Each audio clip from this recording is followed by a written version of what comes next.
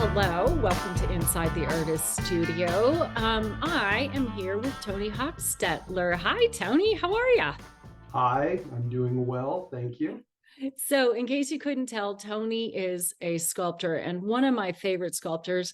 Um, one, because you're just so stinking easy to work with in this really kind of difficult medium. I mean, a lot of us out here are kind of complaining about the price of oil and gas. But I think sculptors have a lot to complain about. That really hurts you guys when you're making your bronze work, doesn't it?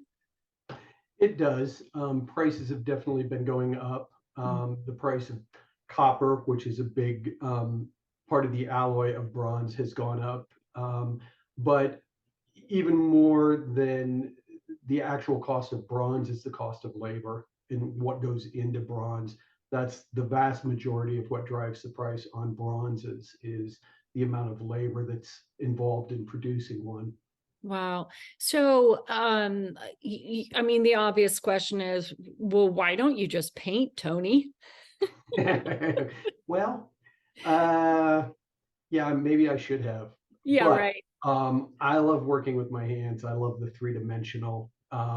I came out of high school with kind of a potter's background, a little bit of clay, and then transitioned into bronze.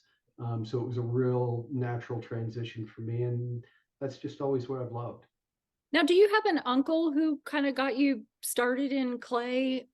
I do. My uncle Ed, the season that I moved from Indiana to Colorado, he was opening up his own pottery studio Oh, and had me come out for the summer and help build parts of the shop and build the first kiln. And I learned to throw pottery under him. wow. Um, so, yeah, So do you still use, like, I know there are a lot of different mediums, well, a few mediums that you can use for sculpting, but because clay is kind of where you started, do you still stick with kind of a clay, or what are you sculpting in? I'm actually moving back into clay. When I first started sculpting, I sculpted almost exclusively in wax because I worked at the foundry for the first 3 years. I moved up to Loveland and wax was free. Oh, So that's what I learned to sculpt on. And it works really well for a lot of my pieces. It's more flexible and durable, and you don't need as much of an armature. And I do a lot of thinner, more delicate things, and wax holds up really well for that. I have over the years, though, started to develop uh, not so much of a liking to wax fumes. One of the things when you're oh, sculpting wax is you can actually use soldering irons to merge pieces or attach parts of it or even draw with them on the surface of the wax. But that smoke over time hasn't been really great for me. So I've yeah. been transitioning back out and now I'm sculpting almost exclusively in oil-based clay. And it took a little while to get used to that, but now I really like it. Oh, It has its nice. own advantages too. So you mentioned that you came out to Colorado, kind of right after high school, from Indianapolis, from Indiana. From Indiana, a small town, Columbia City, just outside of Fort Wayne, Indiana. Oh, yeah. So, something we were talking about just before I hit record is that you're not, like, when people think of artwork coming out of the Western United States, you're not the typical artist that comes to mind. And that's one of the things that I absolutely adore about your work because it's always a surprise. But you definitely have a penchant for creepy, crawly things. Yeah. Yeah, And I seem to remember some of that comes from your boyhood. it does. I grew up spending a lot of time in the woods and the swampier areas around the house and that kind of thing. And it led itself to a lot of snakes and frogs and salamanders and insects. And that's kind of what I grew up fascinated with. And I'm still very fascinated with all of that. So that kind of comes out in my work. They say sculpt what you know, and that's what I know. Yeah. So I think I love this. I don't think you still had this, was it a boa constrictor, I Rosie? I had snakes for a while. Yeah. Yeah. So yeah, was the name of the boa. I've kept boas, pythons. Oh, wow. So yeah, some snakes, some lizards. Never know what's going to be in the studio. Oh my gosh. Wow. Okay. Hey, so I want to talk about, and we're getting a view behind you of two pieces that we're going to have in the show coming up. You're going to be in Naturalism now this December at Gallery 1261. And I would love for you, Tony, if you would do a screen share and we could take a look, get a little sneak peek at the work that we're going to get. Sure. Beetle Bay. So this is the beetle vase. This edition is almost finished. I've got one of the last ones in the show at 1261. Wow. And this was obviously inspired by my love of insects. And I'm also very Art Nouveau inspired, which was the backing for this particular vase, the stylization.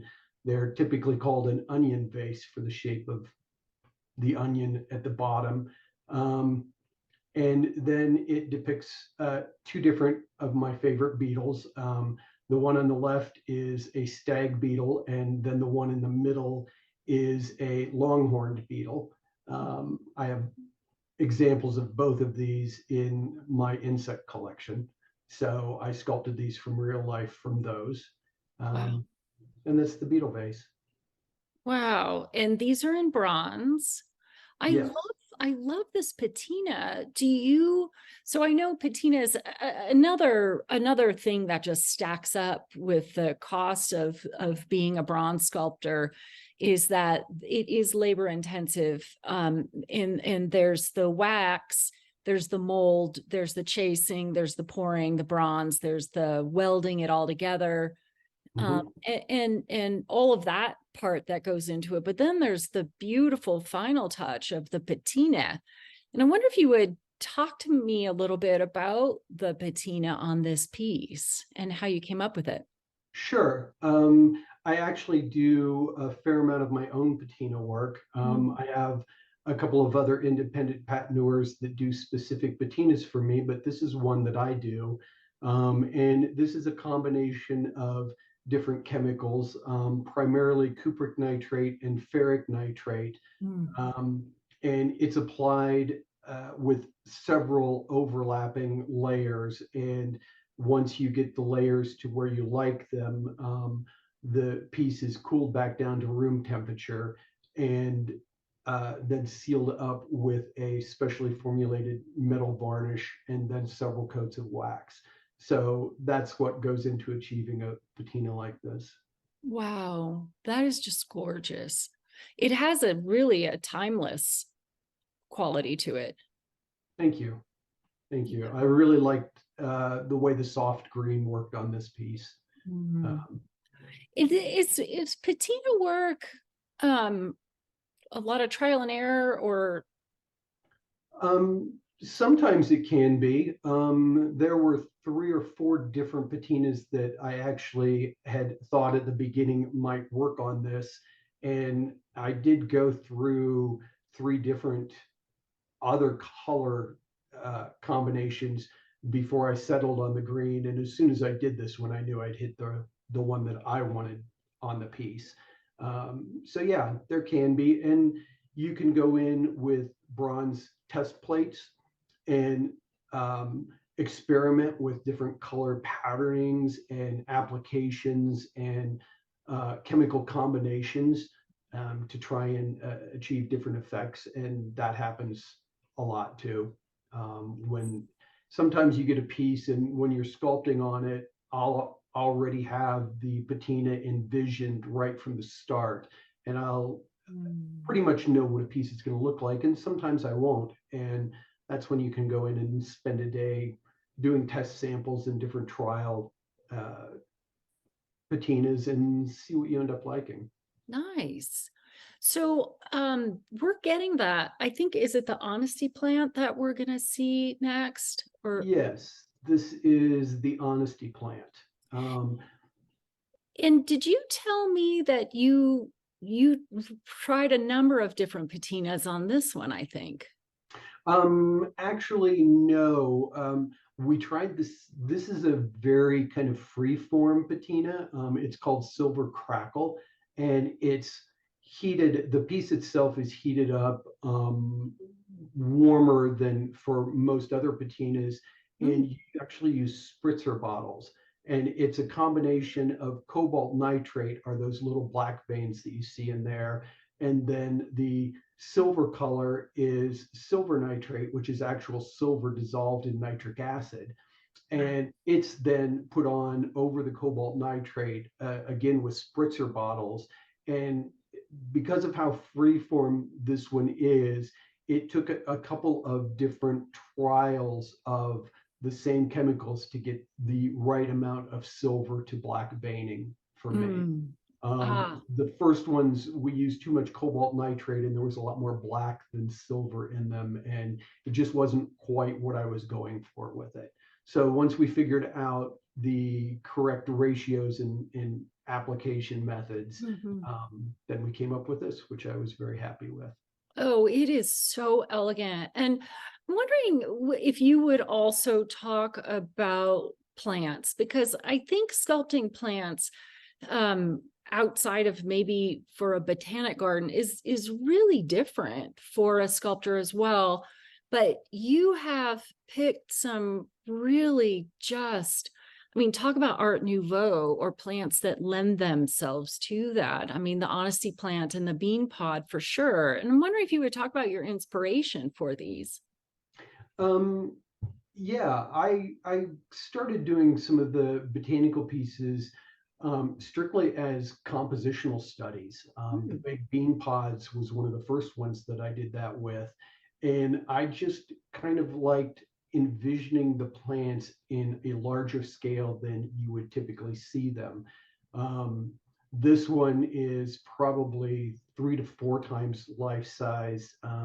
The bean pods that you'll see later on is the same kind of form factor. I think that was 4 times um, life size. And once you get the plants to that size, it's really just about um, how you compositionally see them and the arcs they create. And it's just really fun to sculpt like that. Yeah. And I think it also, when a sculptor pulls something out of context and presents it larger than life like that, I think for a viewer, at least for me, it makes me step back and go, wow, that is really gorgeous. That plant is spectacular. Like Mother Nature is just so creative.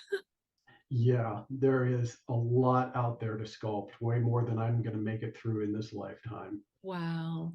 So you also, I think we're getting a pair of candlestick holders. Yeah, so this is the Honesty candle holders. And Oh, these wow. were actually done earlier than the Honesty plant.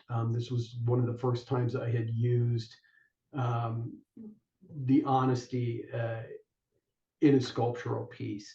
And again, with candle holders, a very Art Nouveau kind of thing for me. I do a lot of functional pieces. Mhm. Um, so yeah, that was kind of the inspiration behind these.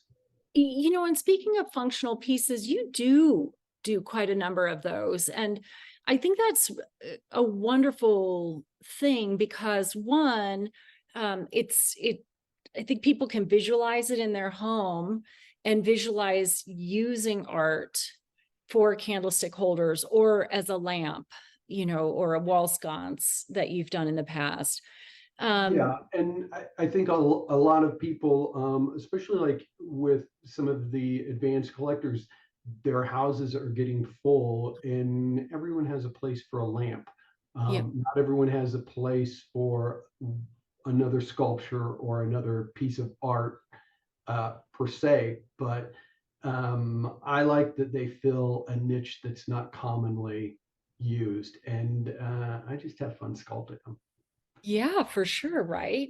Um, hey, would you talk about, I think we're getting one animal. Um, You, you're getting a rough-skinned newt, oh, wow. which is a brand new piece for me. These guys live in the Pacific Northwest, Oregon, Washington, up into British Columbia, and they are a poisonous newt.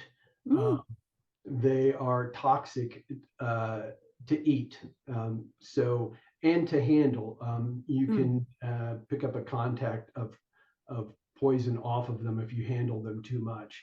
Oh, So what this is doing is showing the warning sign that they shouldn't be eaten or messed with. They arch their back and throw the tail up like that, and this is very much a true to life color pattern for them.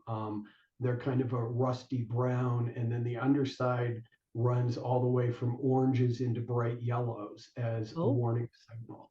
So I just thought this was a great compositional study, and the pose that they strike really fascinated me, along with the fact that they're kind of a fun looking newt. oh, So yeah. Yeah. So when you do an animal like this, okay, you're not going to be handling this guy. That sounds a bit dangerous. no, no, but they're pretty common. They're pretty easy to find. Mm. And with something like this, you can view them in real life and then also turn up tons of scrap, video, Yeah. photos. Um, in the case of this one, I was actually able to find a 3D printable file too, so that I had a friend of mine print off feet and head, and so that I could get all of my measurements perfectly correct for when I sculpted it. So there's a lot of different ways to get your information when you sculpt one of these. Typically, I love to work from real life. That's what I Mhm. prefer. Um, and a lot of times with something like this, I will set up a terrarium or an aquarium and temporarily bring them in studio so I can observe them and sculpt from real life. That was not the case with this one, but yeah, that's how I Yeah. normally work. Oh, that is so interesting. So I think another facet of this, sculpt what you know. I mean, having grown up around lizards and bats and all that kind of stuff, there are probably a number of just dimensions that you already knew about. Oh yeah, a lot of these I've sculpted enough of these that um, a lot of it you pretty much already know how it's going to go and where things go. It's just with any specific species. This one in particular is a much longer newt than most of Oh, them. They have an extremely long tail, as you can tell by how much that arc is covered with it. So it's finding those things to make it accurate.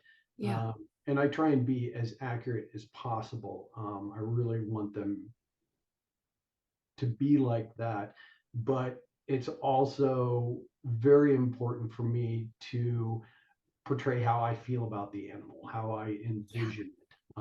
Yeah. And with these, it was the attitude. Aha. That's what I wanted to ask you then, is because it's one thing to get all the anatomy correct and the patina accurate and all that kind of stuff. But then there's the question of, well, why sculpt a newt in the first place? And this one just seems to really fit with all of it, like the character, but also that beautiful swirl of the tail and that almost Art Nouveau of what we've seen with the other pieces too. Yeah, it does kind of lend itself to that. And the head was a lot of fun to sculpt with that, with it lifted up like that. And that morphed the body. They really flatten out the body. The ribs spread out as they arch that tail over. And then that whole arc was just a joy to sculpt. Wow. That just looks so amazing. I cannot wait to see that. Now, is he life size or a little bigger? No, he's about twice life size. Mhm. They're a large newt, but this is definitely larger than life size. What is this piece called? This is called the rough-skinned newt because Aha. that's what they are, and I don't typically come up with names other than what they are. You don't come up with some silly little. Not too often. I do some pieces have actual names to them, but most of them are just what they are. Yeah. Yeah. And then that is on a wood. Is it sitting on a wood, natural wood? It's sitting on flamed tiger maple with Ooh. black granite underneath that. And I kind of stepped outside the normal walnut or just black granite base on this. I really wanted it to pop a little bit more. And I had been seeing some of this maple around, and I really liked the look of it. So we designed this base, and then I wanted to lift it up with that black granite to separate it a little bit from whatever it sets on. So that's kind of how this one came around.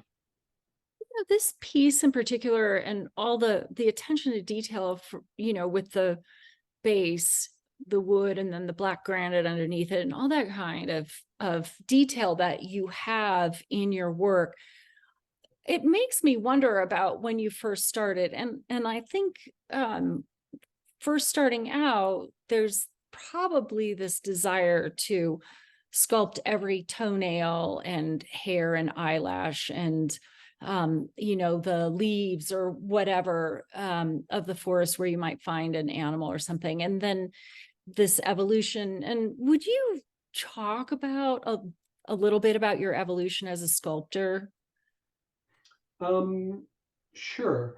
Um, I think for me, what it's evolved into is the characterization of what I sculpt.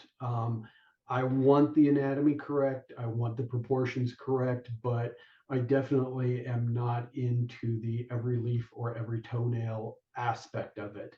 I want to convey how I see the animal and what they bring to me. And I probably started out a little bit tighter than this. And I've loosened up a little over the years, but the stylization has pretty much been there from the beginning. Once I got past the first year or two of sculpting and started down this path, that's where it's always been. Yeah. Well, And and I'm, go ahead.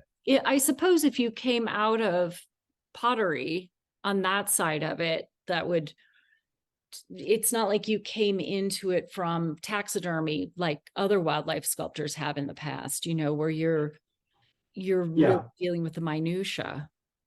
Yeah. Yeah, that's never really what I was about Mhm. with this. Mhm. And I think I do a lot of the work on these myself. The wax retouching, the metal chasing, the patina work, the basing. I'm all very hands-on with those, and I really try and maintain a very high quality of what goes out the door. I'm really That's one of my big concerns is getting the bronze to the best quality that it can be when it goes out. Yeah. So we're getting a bean pod as well, right? Correct. And this is the bean pods. Oh, love. Now you have done these just monumental size as well. I saw one in Sheridan, Wyoming, I think. Yes. Yeah, there's one in the city's permanent collection there, and it's just shy of 6 feet without the base on it. So the bronze itself is that size. Um, and that was a lot of fun to do. This was the original size that they were sculpted in. And they're, I think, 26 or 28 inches tall. Mhm. This is a type of locust tree bean pod. There are those long squiggly ones that you see most of the time, but there's also a tree that produces pods like this that are shorter and clunkier. And I had one near my studio. Mm. So I was able to go out and gather a couple handfuls of bean pods and bring them back in and use them to sculpt this from.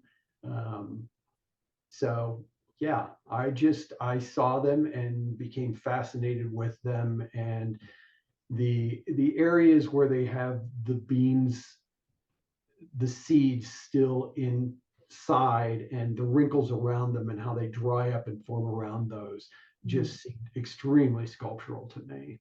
Yeah. So that's kind of what caught my eye and sparked this piece. So was this the original, like the maquette you did before you did the 6 foot piece? Yes. Ah. Yeah. A lot of times I would have probably started from like a life size one and then gone to this size and then gone larger. Mhm. But when I saw them, I went large right from the start with these. Um, Wow. this is just what felt like needed to be done to sculpt these the way I wanted them. And then the enlargement was a lot of fun as well. Really? So I've heard so much about how sculptures are enlarged, and now there's technology, right? That Yes, and this one was involved with technology. This was kind of the earlier days with laser scanning.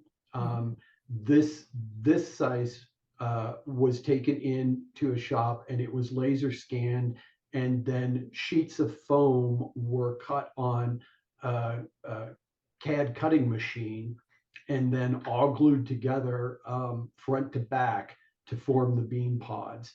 And it was a fairly rough shape of the bean pods. Mhm. But then once they were all together, they were brought into the studio and set up with an armature.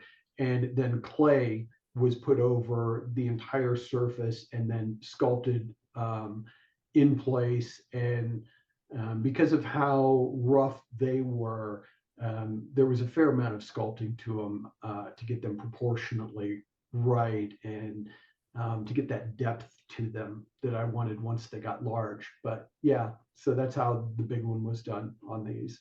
Wow. We see sculpture that's done for, monumental pieces in Denver here. We've got a number of, is it Daniel Lipsky? Darn it. Like the big chair with the little figure of a horse on there. And then there's, Mhm. Louise Bourgeois. We have the big um, arachnid, the big spider, and there's something just really delightful about seeing things that you sweep off the front of your porch, or you throw in a toy bin or something, to see them that big. I mean, is it like does your kid brain kind of pop into play when that happens for you, like, I'm going to make this huge? My kid brain's pretty active most of the time. I'm kind of, I kind of never grew out of that. Yeah. So yeah, there is, with that sense of scale, there is kind of that kid brain kicking in. You see things different. It's a different perspective, and it forces your brain to refocus and see it in a new way. Yeah. And Yeah. I really like that. I don't sculpt a number of things large, but boy, I sure enjoy it when I do. Yeah. Hey, so we are going to see you in December for Realism now, excuse me, Naturalism now, and very excited about that show. And for more information about that, you can go to the ArtSol and Gallery 1261 website, where you can preview the work there. But we also pretty excited. We are going to host you on one of our Dinner with Artists podcasts, and that's coming up in April. So really looking forward to that. Very, very much looking forward to that. Yeah. So we're going to pair Tony up with a chef who hopefully is not going to make us eat dried bean pods for dinner.